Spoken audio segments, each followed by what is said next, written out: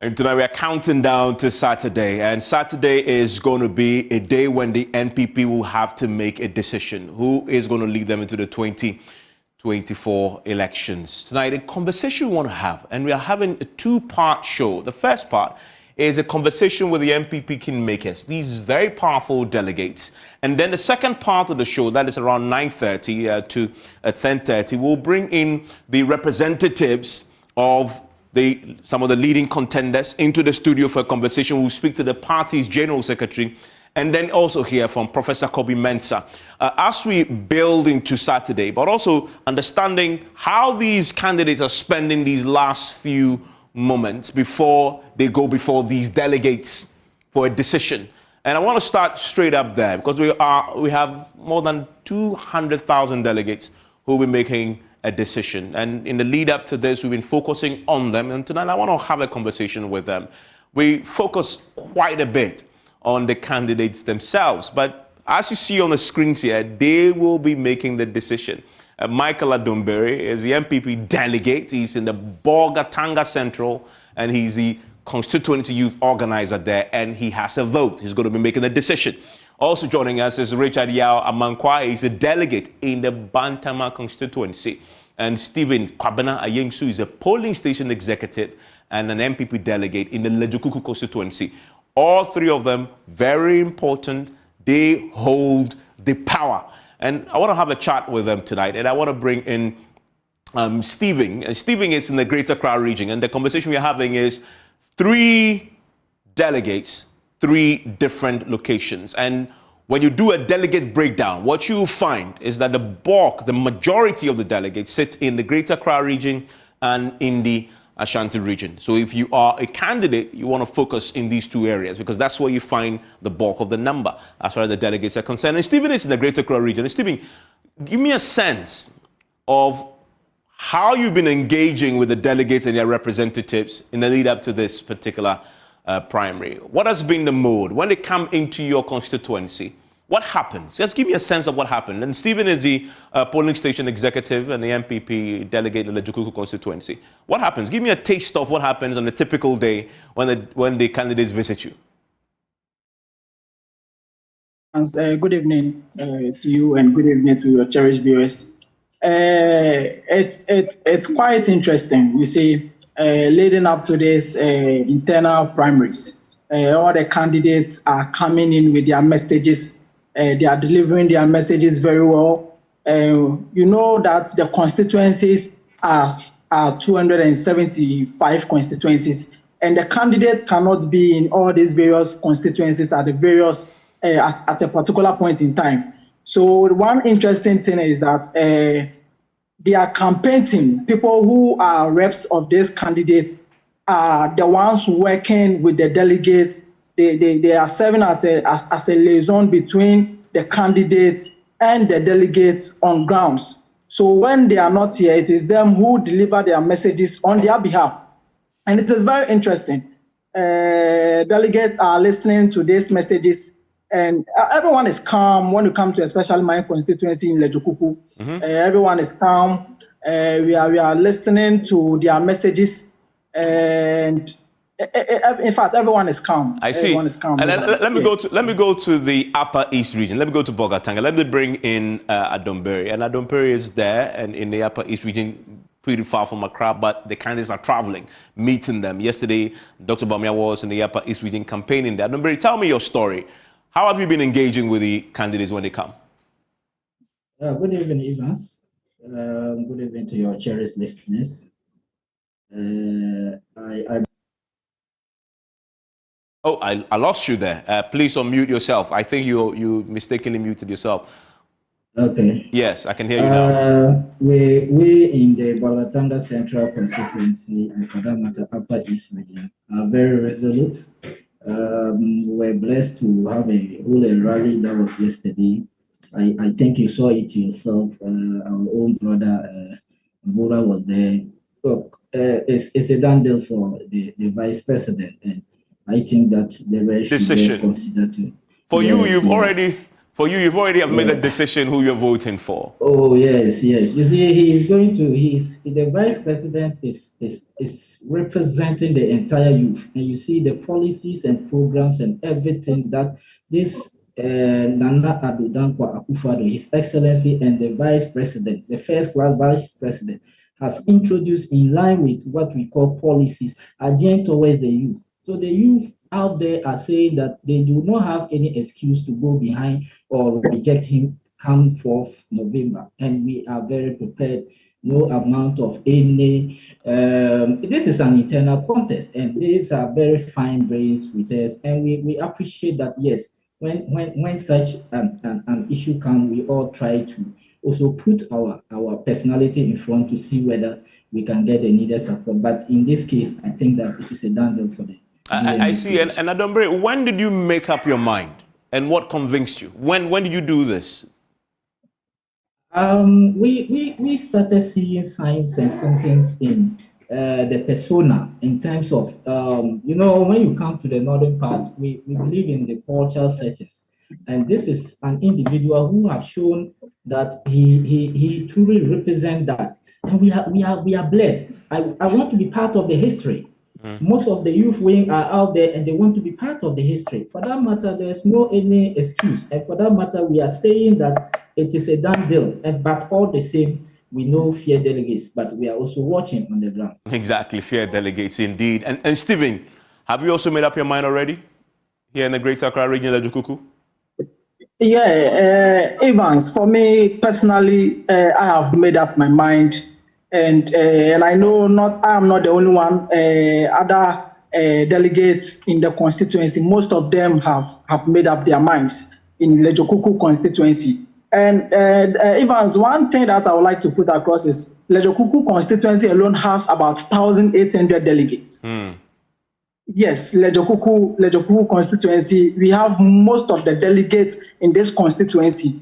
And so campaigning to these people or bringing out or trying to convince them, it's quite a job for the candidates. But I believe there are people on grounds, their representatives here are also working extremely hard for them. And I can tell you that most of them have made up their mind, including myself. So 1,800 delegates in Lejokuku. So when the candidates come to campaign, yesterday I have a dynamo here who said, when you go, you sometimes have to provide transport. You sometimes have to provide food for the delegates. Do you expect this from the candidates when they come, transportation and food? Okay, personally, you see, we need to understand the system we are doing or we are dealing with when it comes to internal politics. For NPP, we have what we call delegates. We only become delegates when it is time for elections. We are all polling station executives. We have constituency executives. We have coordinators, the zonal coordinators. And in Lejokuku, we have 19 zones. So the zonal coordinators, the constituencies, council of elders, the patrons, they all form part of this 1,800 delegates. And when they come, you see, most of the delegates might be on their work. Some might be coming. Others are not even staying in the constituency, but they are in the constituency album. Maybe they used to be in the constituency, but because of work, they are no longer in Teshin or Lejokuku, let me put it that way. So when a candidate comes, the candidate informs the party executives, the executives inform the zonal coordinators, the zonal coordinators also inform the polling station chairman at the various polling stations, so that they will send the information to the polling station executives in the album. So when it happens like that, sometimes the candidates will come, they'll be like, oh, they can't let you come to their meeting and leave just like that. They need to put out transportation fares or for you. Okay, sometimes they see like, oh, maybe you've sat for a very long time. So let me give you something for food, for snacks, for transport. So that is what the candidates most of the times give out to the delegates, let me put it here, because they have called them to come for their meeting. Yes, okay. Yes, please. So they give you money for food, for transport, as you've explained. Let me understand this. it's been a long campaign period leading up to Saturday. So it started with 10 aspirants. Now you have 4. How many times typically will one candidate and his people visit a constituency? So in your case, Lejokuku, how many times have you seen before the super delegates? How many times did you see each of the 10 aspirants? Okay, so for Lejokuku, I happen personally from the information we received from our executives. We had the first person coming here personally was Kennedy Ohine Japan. Then Dr. Mahmoud Baumia came personally. Then Honorable Alan Kojo Chamante came personally.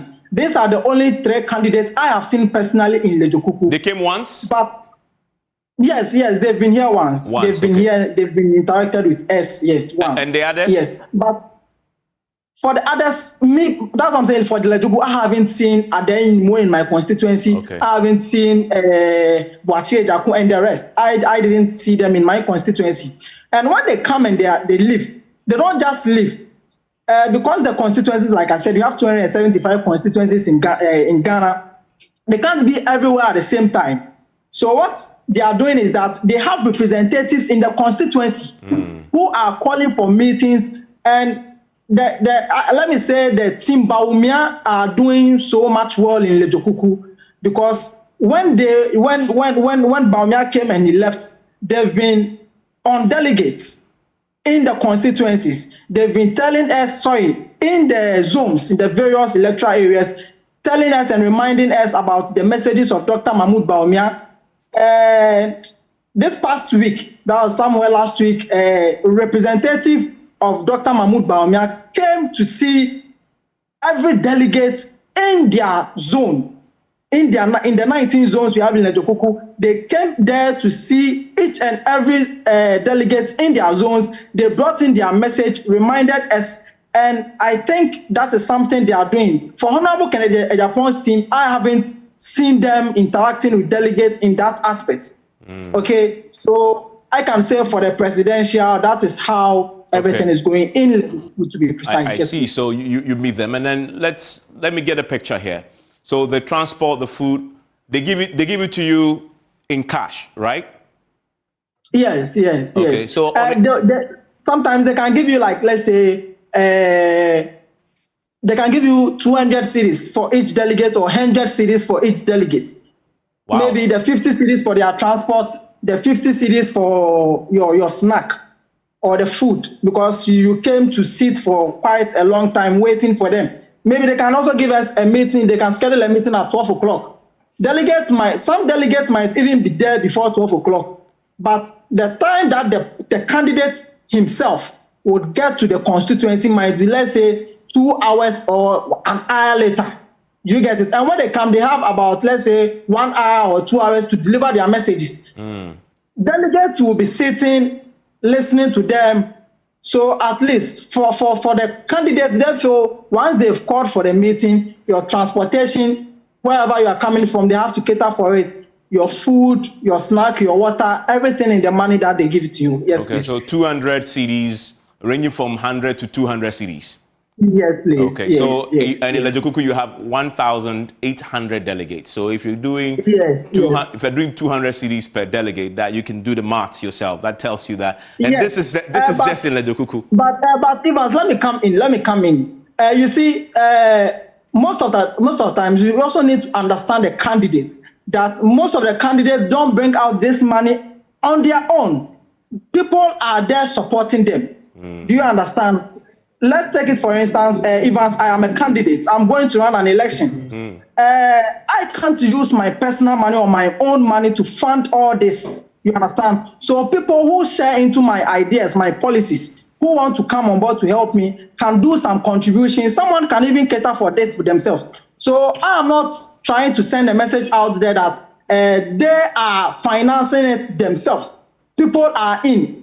Recently, even people come in. They come in, they call you, they give you money on behalf of a candidate without even the candidate knowing. You understand? So these are things that goes on in our politics, which we need to understand. Yes. I mean, let me go to Adombere. Adombere, is the situation the same in the Upper East region? What's the average amount you receive at that in that particular constituency, in your particular constituency? Evans, with regards to what you just asked, this is a farming season, and for that matter, if you want to take out the work time of delegates who are in their harvesting season, there is a need for you to appreciate them on one way or the other. And most of the times, to realize that our appointees to seize the opportunity to engage our delegates to also understand what is going on in governance. So it's just a quota of an appreciation to them to encourage them for coming out to be part of the story in which we want to realize come. Hello, Adombere. Oh, goodness, we may have lost him there. Do we have Stephen still with me? Okay, Stephen, stay with me because this is obviously fascinating, listening to how this actually works in reality. We assume we know, but when you listen to the delegates, it's a very interesting dynamic happening on the ground. As you've heard, the people go there, the candidates themselves don't even know they're there, and they give the money. Stephen, I'm pretty sure you've heard that it's people now aspire to be delegates because you make a lot of money. You've said between 100 and 200 CDs. Is that the most money you've received, or there are circumstances where you expect that you get thousands of CDs? Evans, if I heard you correctly, sorry, my network jammed, so no I didn't. Can you come? I'm saying, again, please? Many people now look at delegates and they say, "You guys make a lot of money in this season. This is your cocoa season." Is that true? Have you become wealthy as a result of you being a delegate? No, Evans, not actually. You see, that perception is what is out there. You understand? But we need to understand again that when we have delegates like, let's say, 200 or 300, and we have the candidates of higher capacity somewhere, let's say we'll be having 4 candidates in. I'm talking about the parliamentary. I'm in this context. I'm talking about the parliamentary. Let's say you have about 200 delegates. Just imagine giving each delegate 1,000 cedis. You can afford. You understand? And that is where the delegate to know that, because they are not many, giving them 1,000 cedis, they would say like, oh yes, they've given me a lot of money. But when it comes to Lejokuku, where we have 1,800 delegates, just imagine, Evans, how are you going to be able to finance 1,800 delegates and are going to give each and every person 1,000 cedis? It's not possible. You understand? And for delegates, the polling station executives actually, they expect you to be visiting them more frequently, okay? Because they know that once you are going to college, they are going to give us transportation, okay? And polling station executives some of them are personal, self-employed, others are not working, others are masons, construction. You see, we have so many different kinds of people forming the delegates. So dealing with people in this form, Evans, you can judge it for yourself. You understand? And yourself, what do you do? For me, I just finished my national service just this recently. Yes. Okay, so you are unemployed. No, I am employed. I'm having a work I do myself. Okay, so you're self-employed. I'm not on the government payroll. Yes, but so I'm self-employed doing some work. Yes. Have you made overall? Have you made good money as a result? No, not at all. No. Okay. No. For the presidential, you're not going to get any money. For the presidential, what money are you going to get? Because so where's the money? So where's the money? Come again. So you don't make money from the presidential. What about the parliamentary? Where's the money coming from? The parliamentary, you're not going to make money. The money that a delegate can make, let's say for the whole campaign period till the time of election, won't be something more than 500, let's say 600 cedis. Oh, really? You understand? Because when it comes to Lejokuku, we have 4 parliamentary candidates contesting. Okay, and each and every time the candidates are visiting, Okay, when they call for meeting, like I said, they'll give you your TNT, let's say 100 cities. Okay, their reps will come in. Just imagine if they meet you like, let's say 2 or 3 times. Okay, and they give you 100 cities, 100 cities, 100 cities. That's, let's say, 300 cities. Okay, what are you going to use, let's say, that 300 cities for? It's not enough in money that is like enough. Do you get it? So that perception in people's head that delegates make money is something that I want to put across. And Evans, you see, the last time you guys were having this thing like fear delegates. Yes. Okay. I just want to put across that the last time one of your reporters came to have an interview with me, and I had a video out there, and I think because of the editing, he took some of my listing, and the public took some of it out of context. But I want to say that candidates or delegates shouldn't be feared. Okay. Delegates accept whoever comes in with the right message. But you know who said that, right? Your former general secretary said that. He says we should fear you. Because, yes, that's what I want to say. That because Evans, let's say you belong to the New Patriotic Party. Okay. Yeah. Let's say you are in Lejokuku, you are contesting to become a parliamentary candidate. You are a member of the party. You are not coming alone. You are coming with other members of the party too. We are all party people. Now let's say, Evans, when you come, we need to be happy seeing you. We will cheer you on. Okay? To you, the politician or the candidate, you might feel we cheering you on is a form of acceptance. But the point is that you also take their monies, right? But you don't vote for them. That's what I'm saying. The last time I said that when you come to me, okay, I'll let you know that this is the candidate I'm going for. That is my style. That is other style of most of the delegates in this constituency. We will tell you. Most of the delegates know where they belong. Okay, so when you tell them, they still give you the money anyway. The money is not to let's say to buy your vote. To buy your vote, yeah. You can't buy my vote. No, you can't buy my vote. Okay. How much are you going to give me for me to buy? I'm having 1 vote. Okay, but if I'm an influential person in the constituency or in the midst of my polling station executives, and they know my influence I carry, they will try to buy me with their vote to come and be part of their team.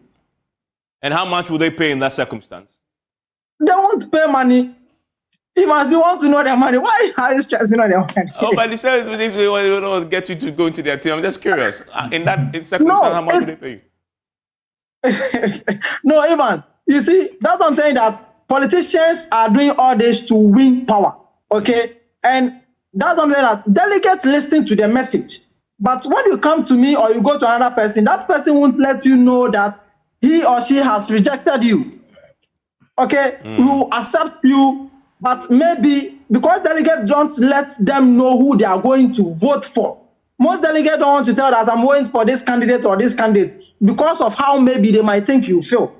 Okay, delegates are very discerning. Delegates listen to messages people, candidates bring to them before they inform their decision on who to vote for. Let me go to Adumbiri, who is reconnecting. We lost him earlier. Adumbiri, you started off by telling us that, look, this is the farming season.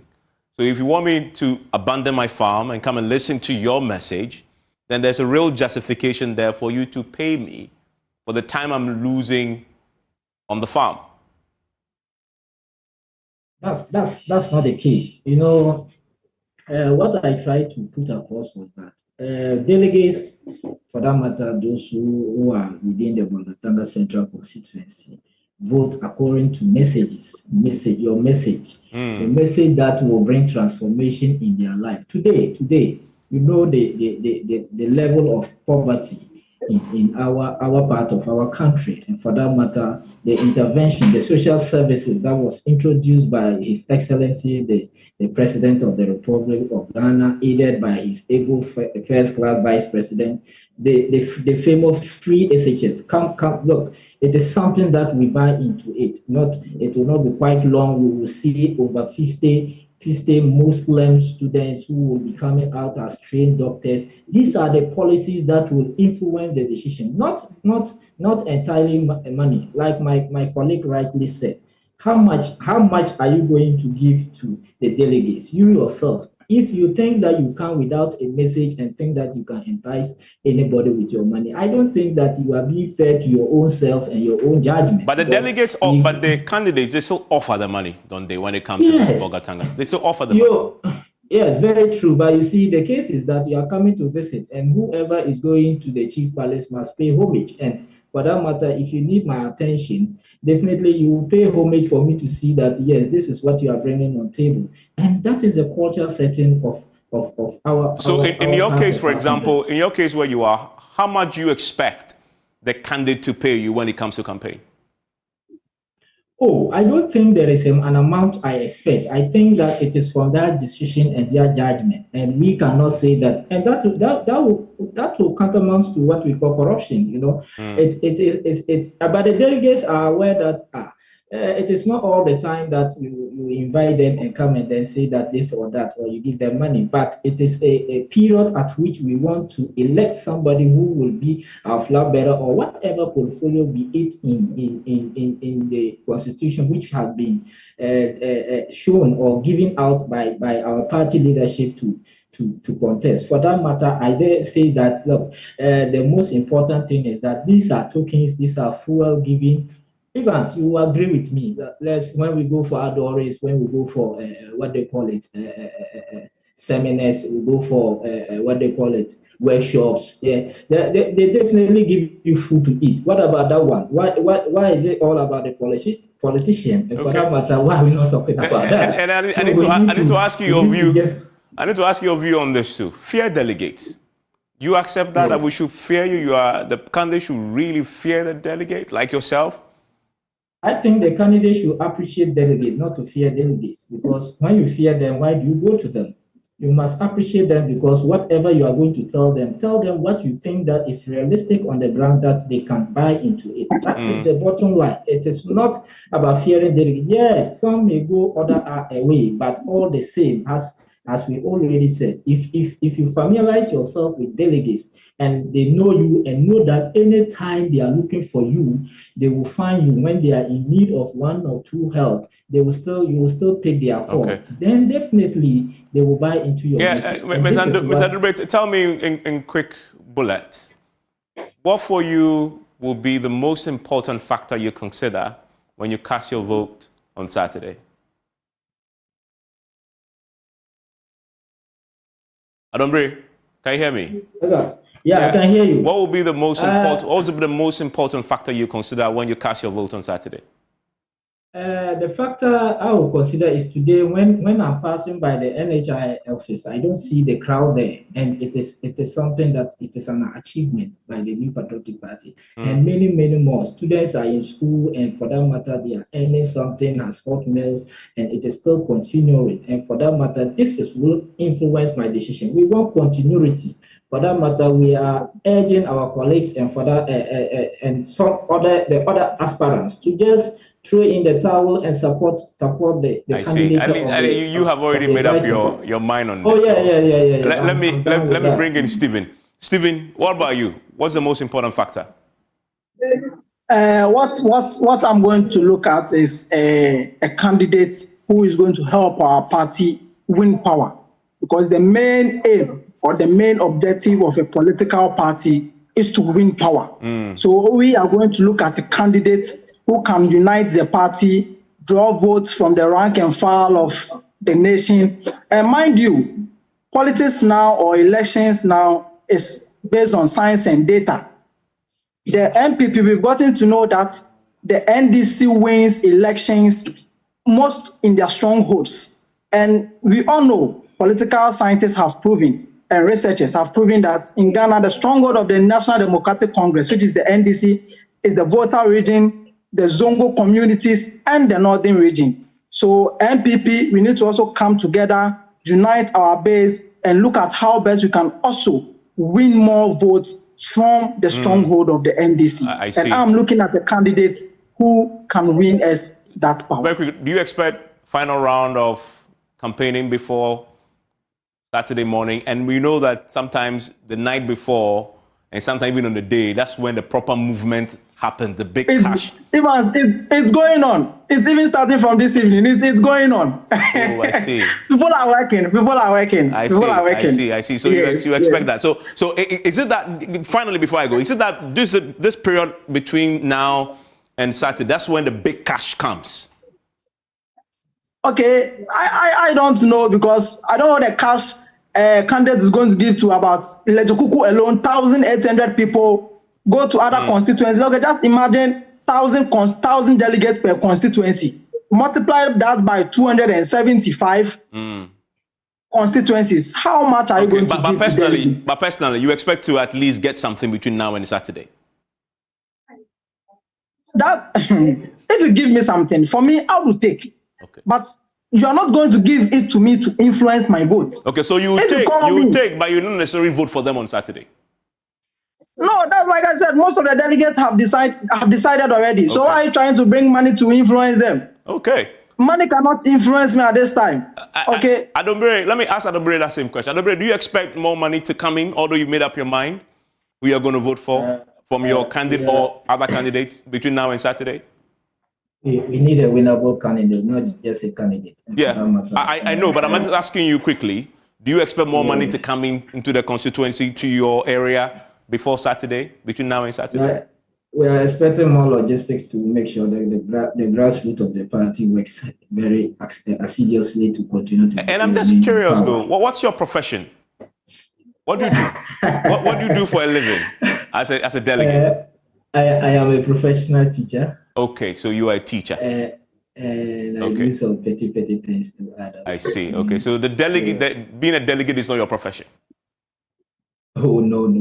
Okay. We are NPP members, and for that matter, an officer of the party. And this is just by the way. Now you speak to the young people. They ask them, what do you want to do when you grow up? They say, I want to be a delegate. That they've heard a real story. That it's not as rosy as it's been painted to be. But thank you, gentlemen. Thank you, gentlemen, for joining me. A very interesting conversation, getting to know the reality on the ground, the power that the delegates actually wield. They say, well, listen, they made up their minds and they'll be voting for their own candidate. But if you bring the money, they will take. And a bit of honesty there tonight. When I return from this break, we're going to be sitting down with representatives of the candidates, having a conversation. As you heard there, Stephen say, he's expecting that movement will happen. He says it's happening right now, movement. All the candidates moving right now to get these delegates to vote for them. And what will they really take? Is it all about cash? Stay with me.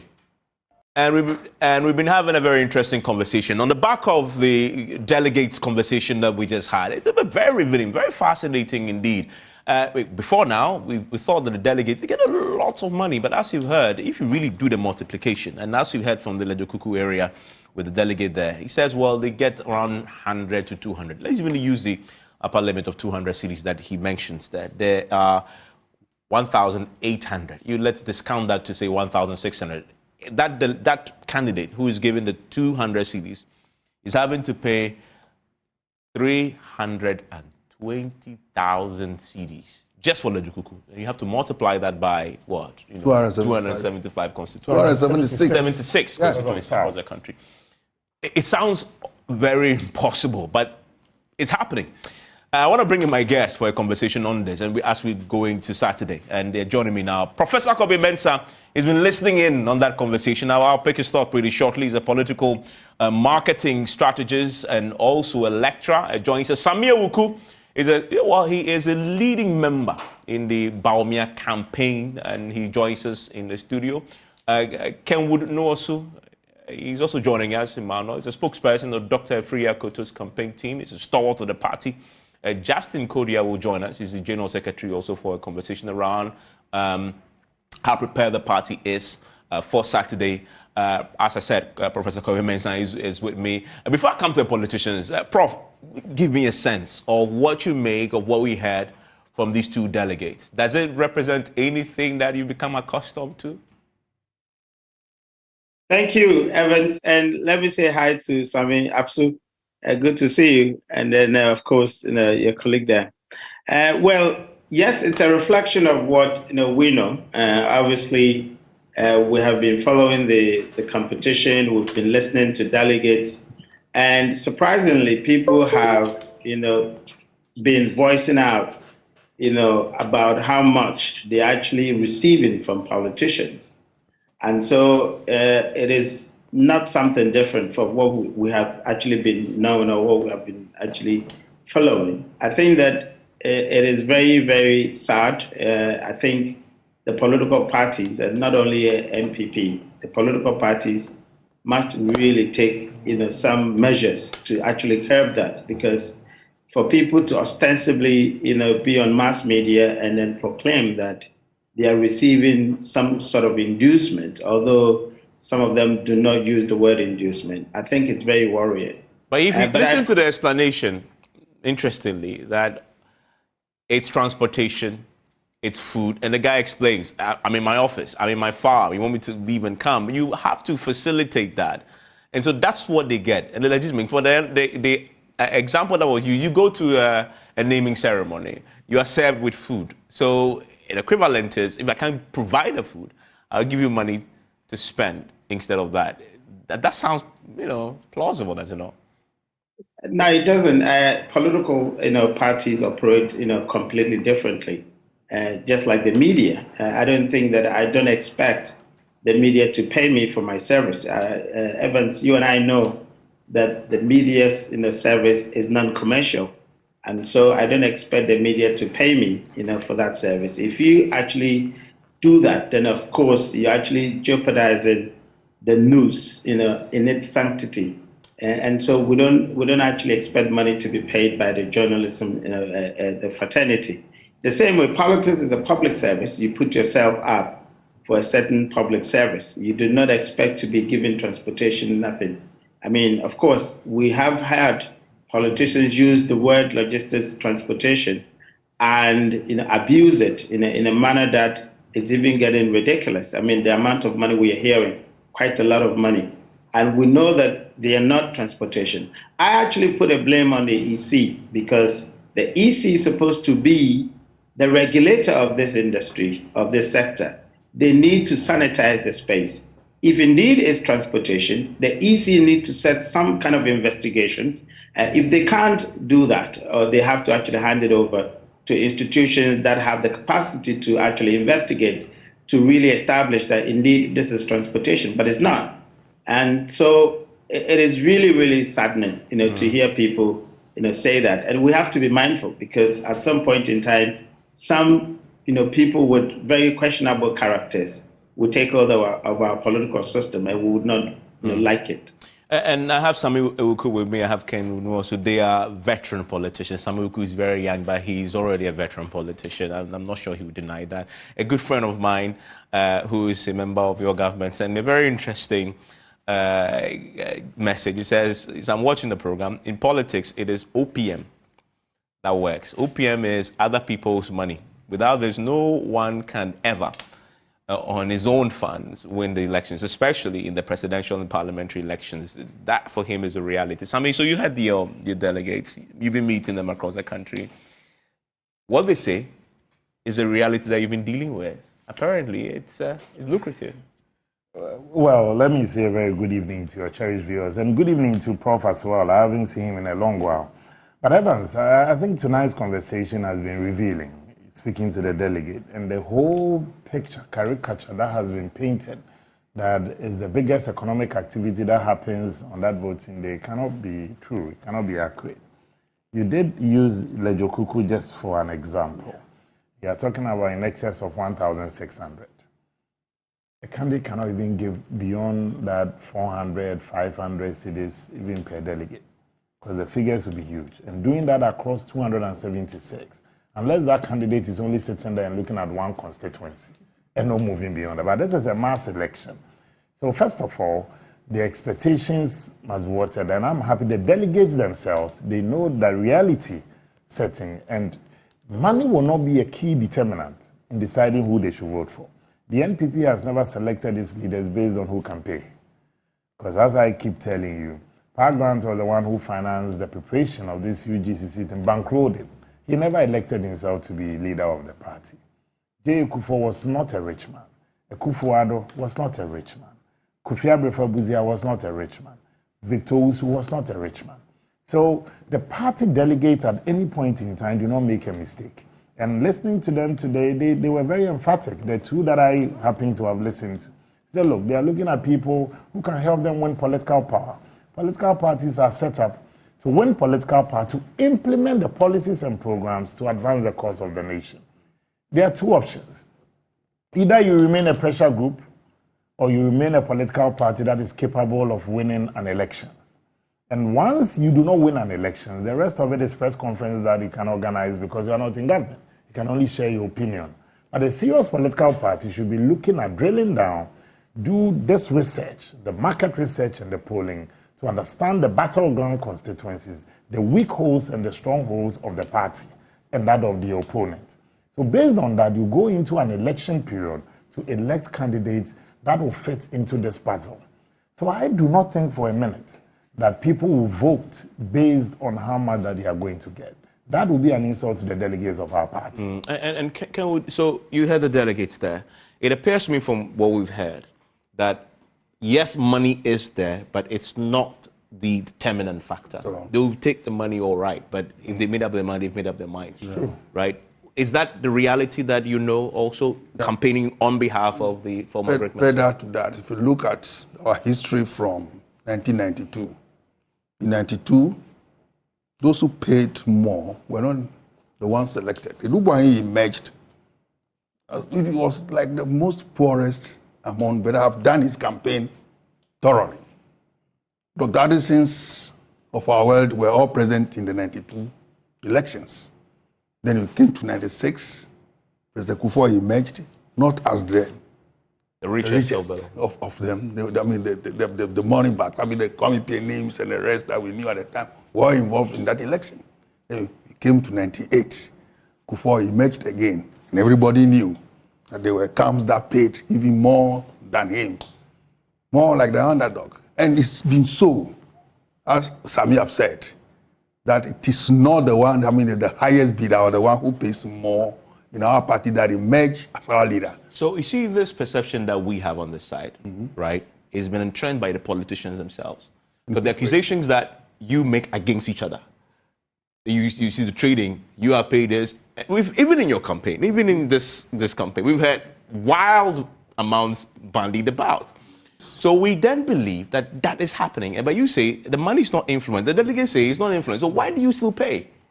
Oh, it's been explained that you cannot invite people to meet you, to leave their businesses, their farms to meet you without meeting them halfway. But if they're about ideas, then they should come because they believe in your idea. And how do they come? They are not all from the same community. People have to travel to meet you. How do they meet?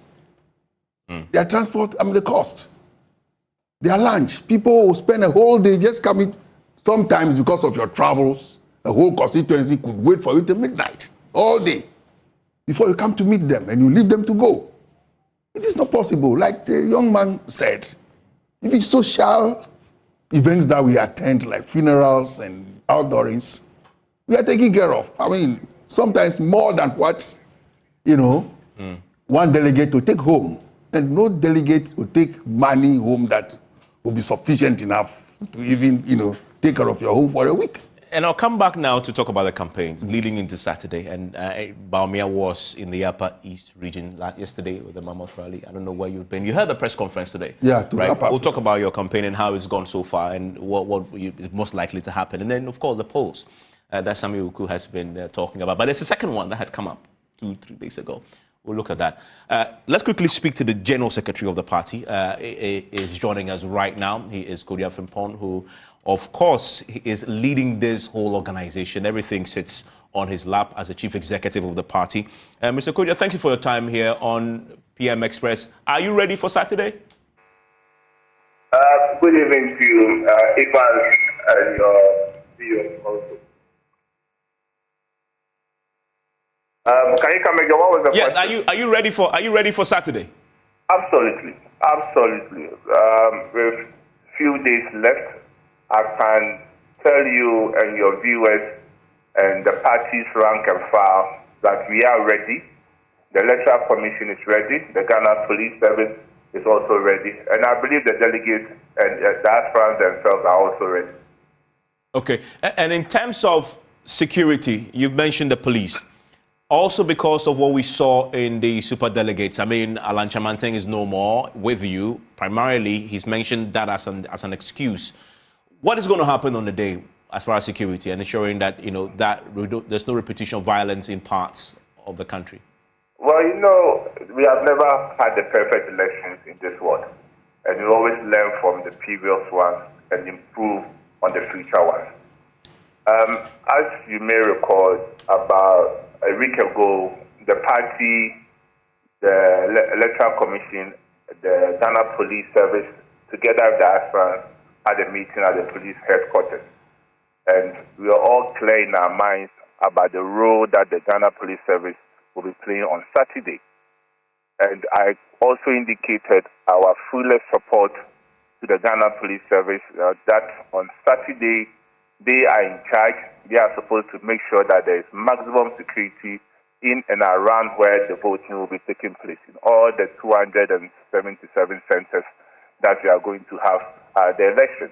And on that day, I've also given them the assurance that as a party, we will comport ourselves very well, and nobody, even from the presidency to the national party, on that day will have the right to interfere with the work that will be done by the Electoral Commission or the Ghana Police. And anyone who makes any attempt to cause any havoc or chaos there should be arrested by the Ghana Police Service.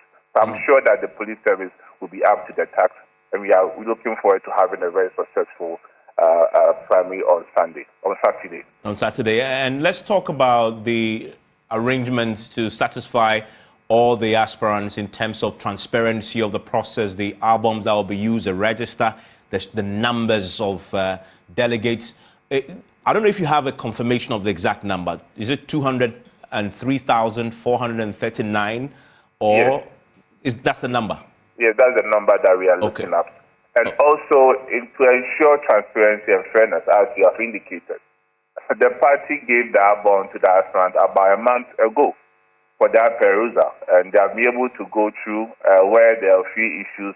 They have all been rectified. And as I speak to you, the final album has been given to the Electoral Commission for them to bring it on the day of the post.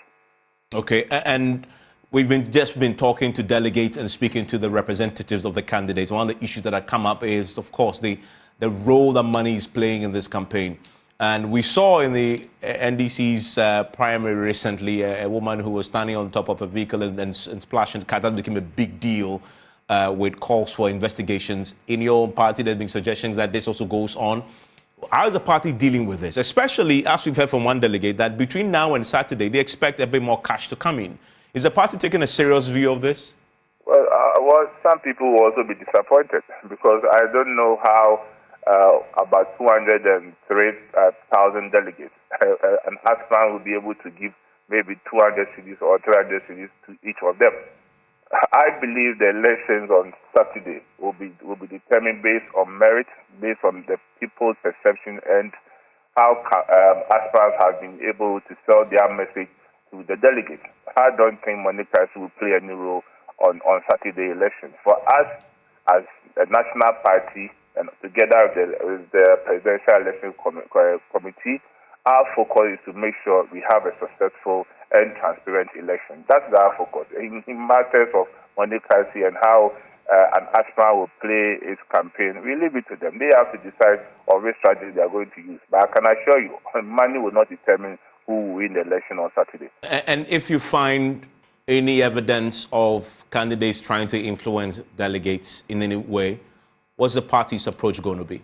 Well, if it happens within the perimeters where we are going to have the election, definitely the police force must arrest anyone who tried to induce anyone to vote for him. Okay. And then the last time there was on this issue also people going into the polling booth and attempting to take photos of how they voted. What's the party's anyone who makes an attempt will be arrested by the police. That is, if you take a photo and you wanted to show it around? Anyone who tries will be arrested by the police. Okay.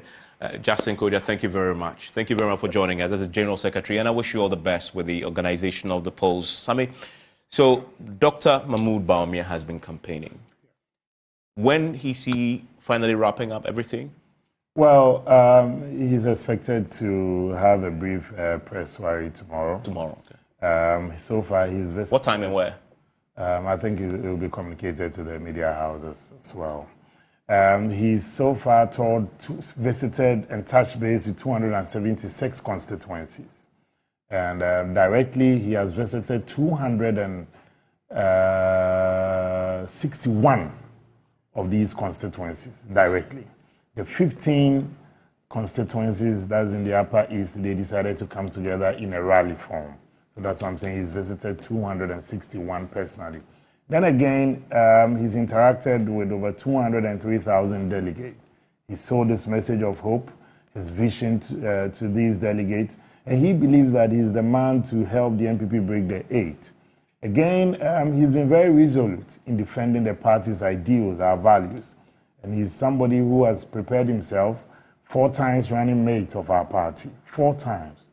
Twice he's won with his boss, and twice they have lost. In terms of experience, he's guided quite enough. Again, he believes in the unity of the party, that the NPP can only win political power when as a party we also rally around the leadership and that of the party and the flag bearer that we will elect. He's determined to also work with his brothers, his colleagues, who were part of the 10. And so that's why I find it very interesting when one candidate says that he was being bribed with over $800 million just to step down, when right from day one, Dr. Bawumia has been the candidate to beat.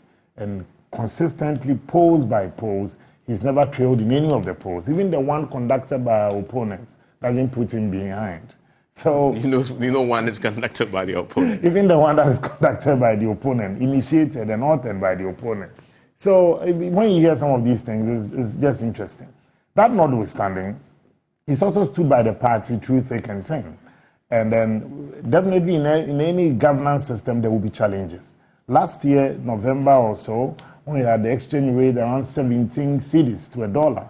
And there was this time that I had Joy FM, Evans and his introduction when it comes to top story, that the dollar today is around 16 point something, the next day 17.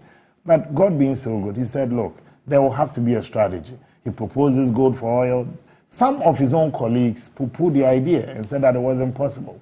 By and large today, the dollar-CD ratio, in terms of relationship, in terms of stability, the CD has stabilized for almost 8 months. And in all fairness, I think this has not been through a divine providence or a magic one. People have been working. So the man has not been a vice president who only occupied space and occupied title, but he's been an effective first-class vice president. I believe that one of the delegates that you interviewed made a very important comment. He said, look, the NDC their strongholds, the Volta, the North, and the Zongos. He mentioned that. He said they need a candidate that can consolidate our gains and break into these NDC strongholds. Dr. Bawumia, when he became running mate, the party had 4 seats in the old northern region, 4 seats out of 31. Through his instrumentality and working with his colleagues, today the NPP will have 16 seats, and the NDC, they've dropped from 27 to 15. So definitely this is somebody who has become an asset for the party.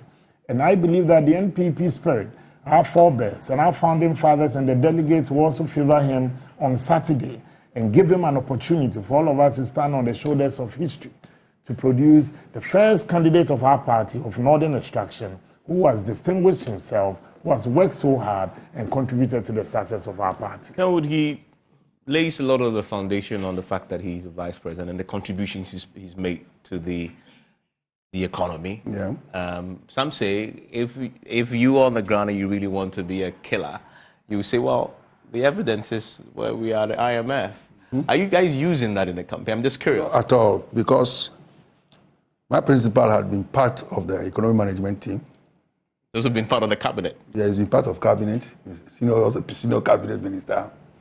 And that was a collective responsibility. And sometimes when the Bawumia camp wants to, when there is a success story, they want to single him out, as the champion of the success. And when there is failure, it was, a teamwork, which does not play like that. Of course, today, our government has relaunched Planting for Food and Jobs. If that sector was not successful, if that policy was not successful, it would not have been relaunched. And the man whose sector stood out throughout, and for which reason everybody else is talking about agricultural revolution and all of that, the one who stands out, the one who have the exposure, the experience, the insight to lead that agricultural revolution in this country is Dr. Osafriye. No, but you raised that point, and it's all about outcomes, right? Yeah. So we currently have a food inflation that is about 50%. We cannot isolate Ghana from the global. If it was that successful, we should have an abundance of food. That should actually the abundance of food itself is not in question. It's not in doubt. That should drive the price down. We shouldn't be having this. That many people pointed and say that is a challenge. We are living in a global village. No amount of effort we put in as a country, if such efforts are not complemented by our neighbors, okay? If a lot of our food that we produce here are smuggled into our neighboring countries, definitely prices will be driven up. Because still we import, inflation. When we import food from other parts of the world, we import inflation. So we cannot isolate. The fact is that under his, stewardship, at least Ghana was ranked among first 3 or 4 in Africa that were near food security. So you've been telling the delegates this? Our solution to the problems of Ghana is not to continue to use debt to finance our development. But that's ours is to commit sufficient. That's what your government has been doing. Public resource in the last 3 years. Agriculture. That's what your government has been doing in the last 3 years, using debt to finance the economy. That's not our government. That has been a scenario since independence. It is not peculiar to this. Let me bring in Prof. Kobe Mensah. Prof. So coincidentally, both reps are representing 2 candidates who were all part of the government, and they have a record that we can assess. Dr. Bawumia and Dr. Friakoto. We'll talk about the other 2 pretty shortly, but at least for the 2 of them, they were part of the government. Is that a curse or a blessing going into this campaign for both of them? The fact that they have a strong record that we can use and we can compare and we can judge them by, is that something that they should be looking at a positive or actually can be a negative? Absolutely a case. I mean, I have never seen NPP present very weak candidates to a national election like this. I mean, whichever candidate they actually choose, I don't think that they're in a poor position. I mean, let's look at what Sami was actually saying, talking about a stable, currency. Everybody knows that this government is not meeting its debt obligations. So certainly, you would have a stable currency. We have an IMF, support coming in. Majority of the expenditure, as we're seeing, is not coming from individuals. It's coming from government. Why wouldn't you have a stable currency for the past 8 months? So it's definitely not the reality. If we're talking about the ideal situation where government is meeting its debt, obligations, where we have everything as normal, you're not going to have the city, being stable like this. So certainly, economic management has been in shambles, and I'm surprised that they are trying to tout, Dr. Bawumia's credentials. I have never heard him speak on the economy since the economy started being in tatters. I mean, let us be frank. Whenever they have spoken, they have actually attributed the situation to Ukraine and, of course, to COVID. But everybody knows that that's not a reality. That's not the truth. They have mismanaged this economy.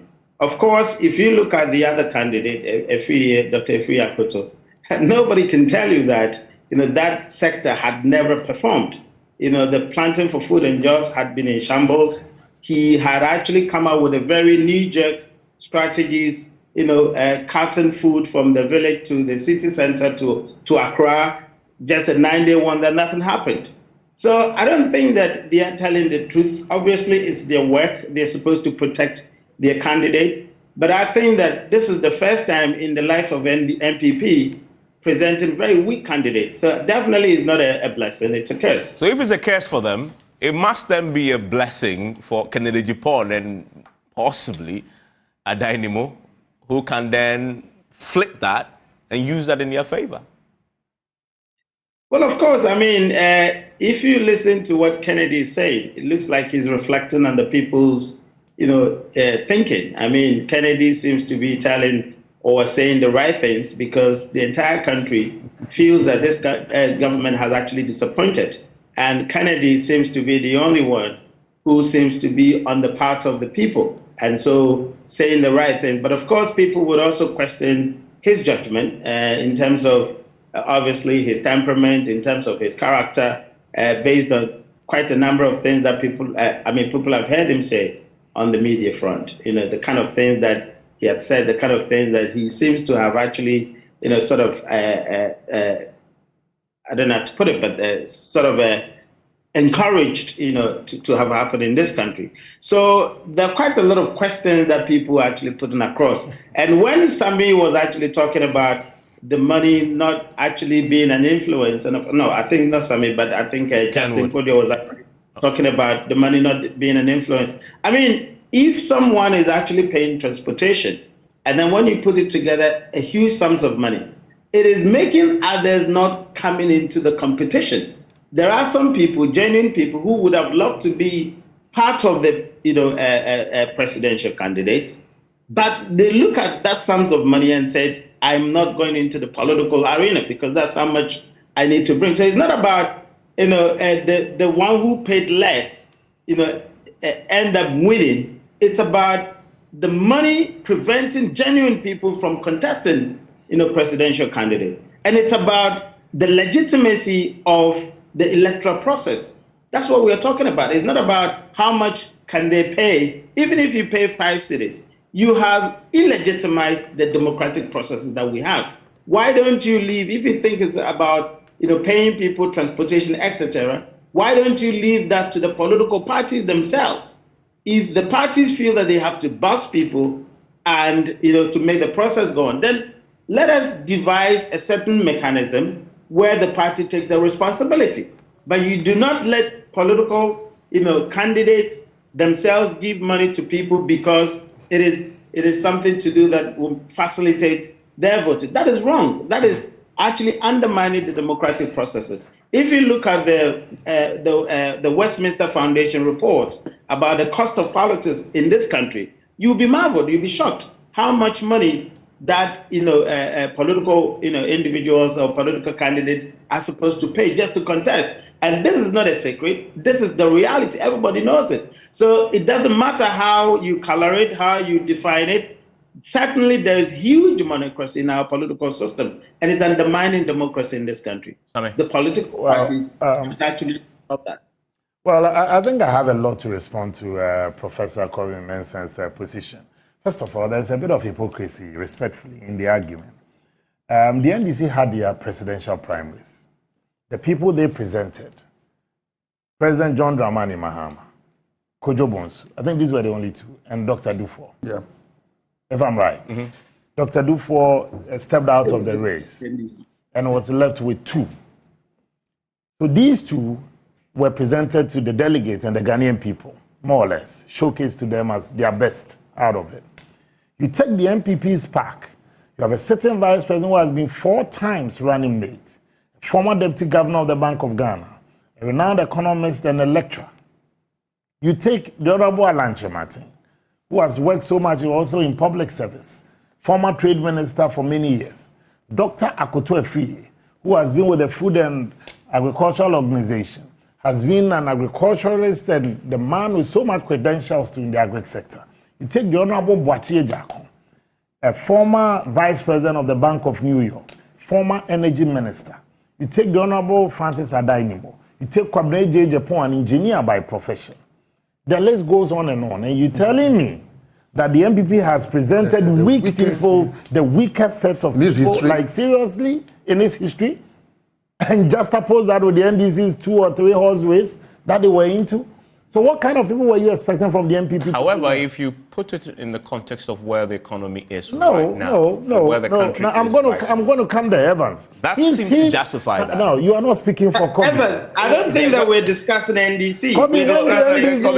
Kobe, when the NDC had their primaries, Kobe, I've known him. You may have your biases. But clearly, no, Professor, let me. Prof, I don't think it's a suggestion.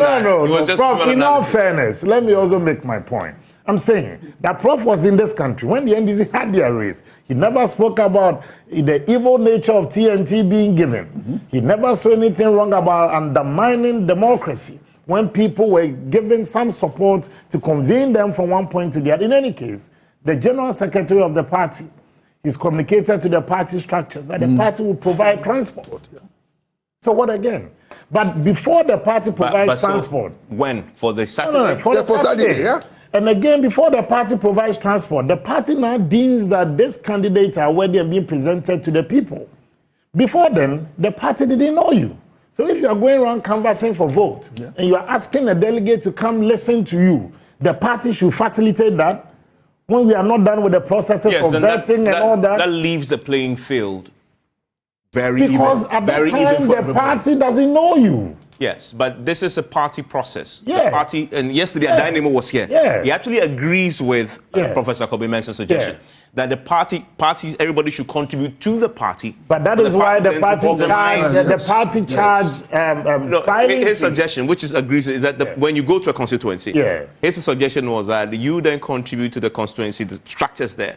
And then they say, all of you come, they'll create a platform for you, and then they will pay the delegates and not you. So then that platform... No, we don't have that system yet. We don't have that system yet. But that's a suggestion. But you know, Winston Churchill said that I've had many critics against democracy, being this or being that. But in the absence of anything good, the worst is accepted to be the best.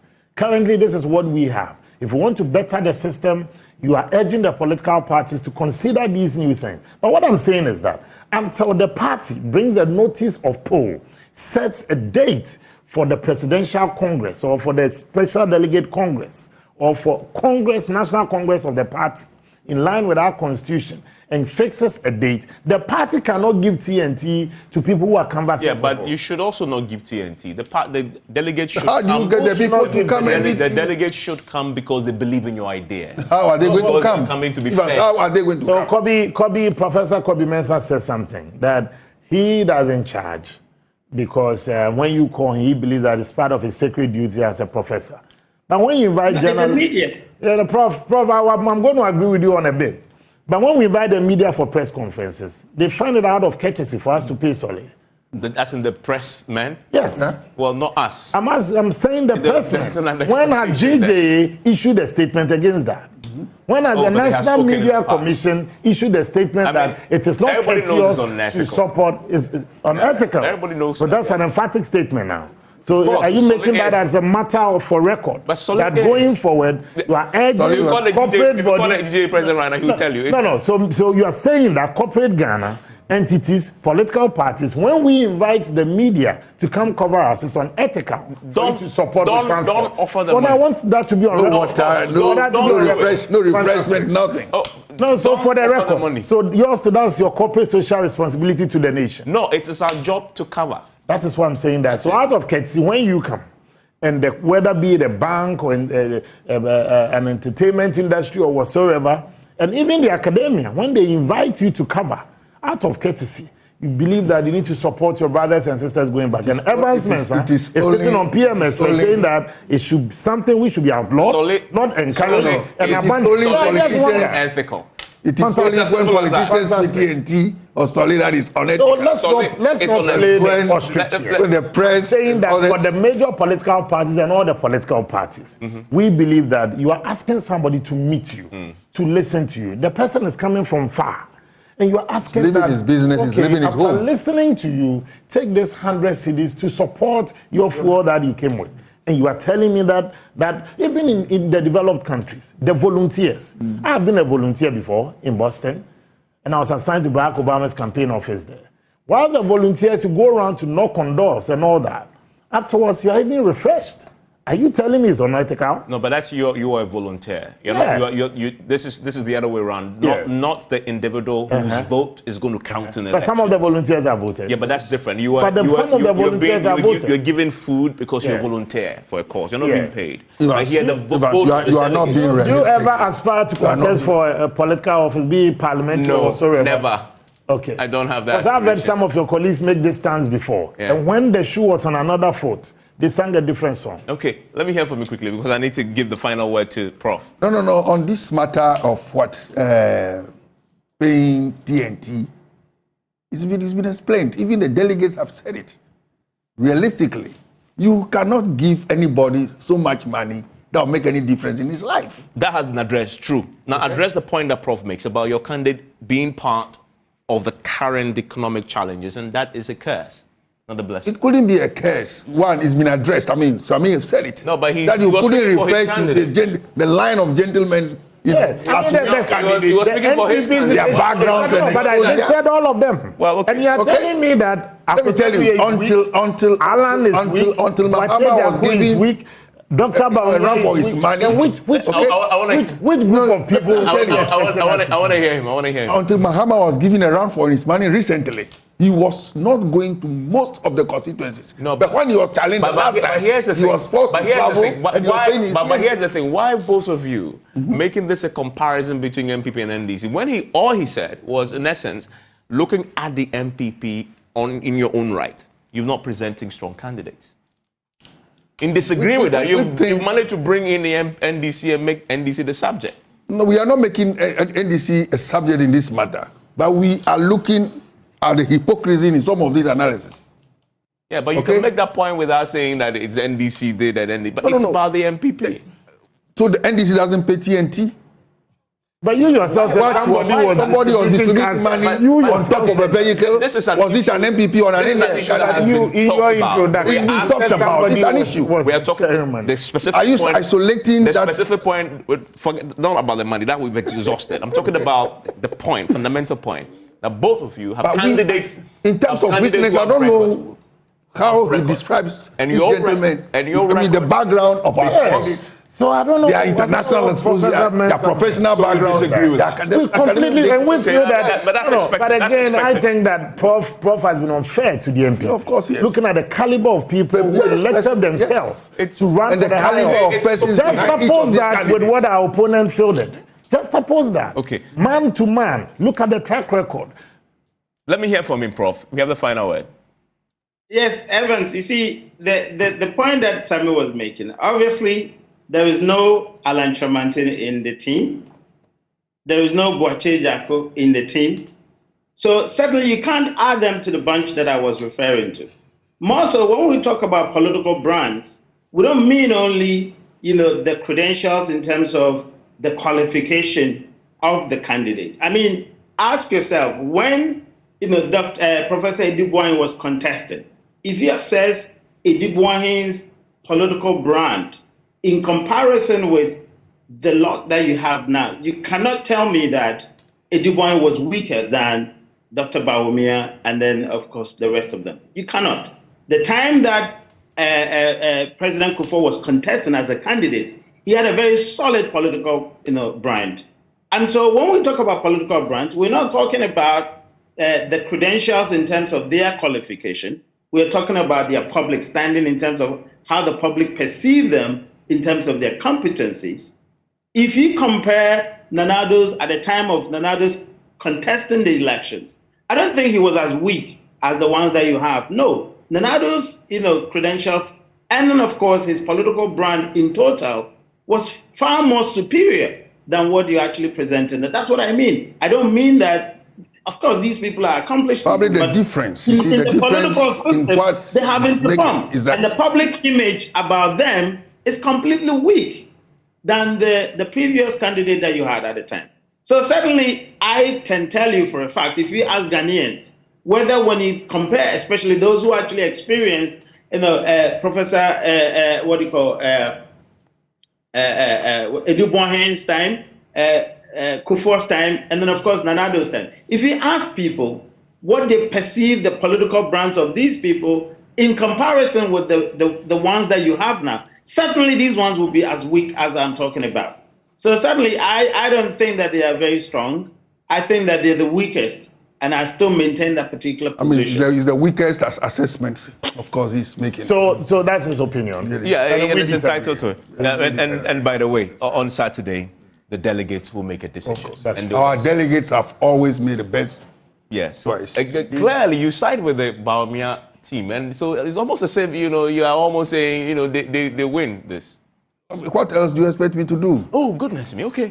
No, but he's It's okay. siding with The issue that this man is saying that okay, we are united presented in our defense. But I was asking a different question. That you expect him to win because he's defending. No, that's not the point. Okay, so you are not making the clarification. Of course, yes. That's not the point. The point is that we do not agree with politics. We do not agree with him. I love talking about politics. When you guys are here, it's always exciting. We do not agree with him. I know. For the record. I didn't expect it. I didn't expect it. And I'm saying that Prof, I've known him for long. He may have his own biases, but in expressing it, let's be clear. Well, I mean, he's been my guest. I don't know of any biases. I know he was analyzing a point which you disagree with. It's a political marketing strategy. Which you disagree with, which is fair. All the best, gentlemen. Give me a number. How much are you winning by?